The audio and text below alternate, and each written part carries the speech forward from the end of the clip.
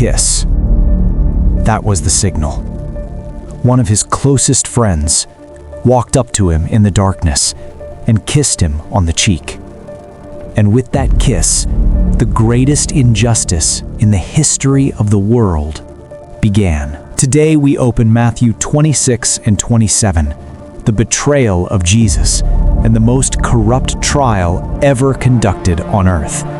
False witnesses, illegal proceedings, a judge who knew he was innocent but handed him over anyway.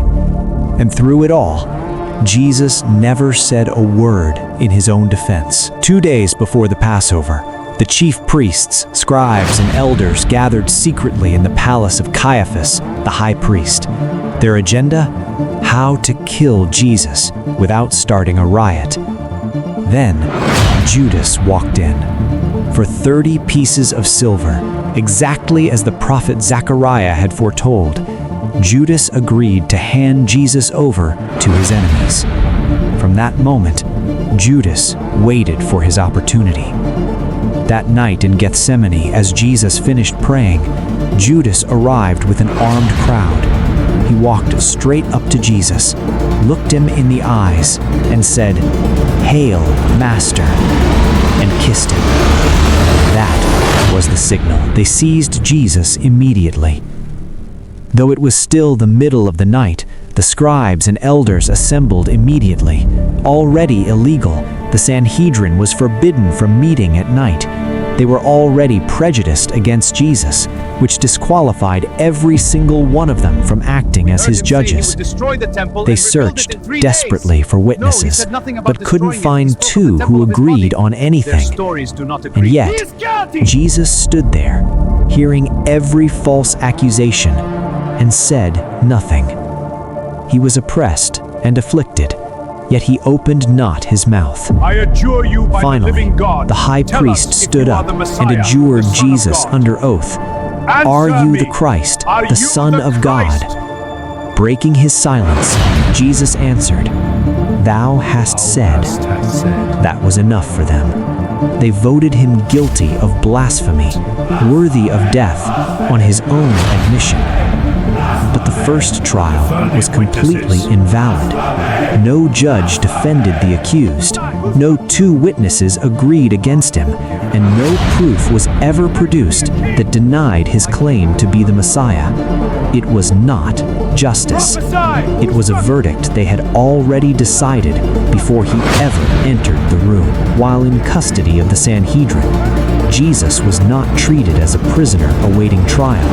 He was spat upon, struck with fists, mocked, and degraded. Isaiah had seen this moment centuries before. "I gave my back to the smiters, and my cheeks to them that plucked off the hair." We often speak of the cross as the center of Christ's suffering, but many were the sufferings he endured before he ever reached Calvary. He was wounded for our transgressions. He was bruised for our iniquities. Every blow was for you. Every act of shame was for you. The Sanhedrin could not execute Jesus themselves. That power belonged to Rome. So they dragged him before Pilate, the Roman governor. But they changed the charges. Blasphemy would mean nothing to a Roman. So they accused Jesus of treason, claiming he was a king who forbade paying taxes to Caesar, the very man who had said, "Render unto Caesar what is Caesar's."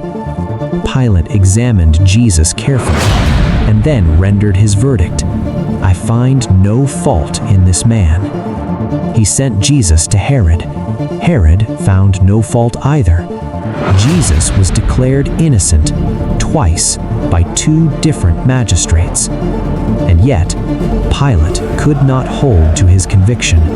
The crowd grew louder, the chief priests pressed harder, and Pilate, fearing the wrath of men more than the wrath of God, handed an innocent man over to be crucified. Every law was broken that night, every tradition violated, every standard of justice abandoned. And Jesus, who could have called 10,000 angels, said nothing. He endured the betrayal, The false witnesses, the illegal trials, the spitting, the striking, the mockery, not because he had to, but because he chose to. For you, Isaiah 53 verse 7, our memory verse, says it perfectly.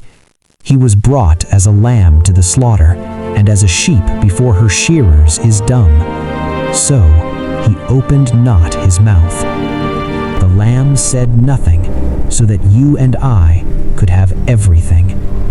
If this lesson moved you today, drop in the comments, "He took my place," if Jesus stood trial so you wouldn't have to. And pray that his blood continues to wash your heart clean. Thanks for watching. New lesson every Sunday.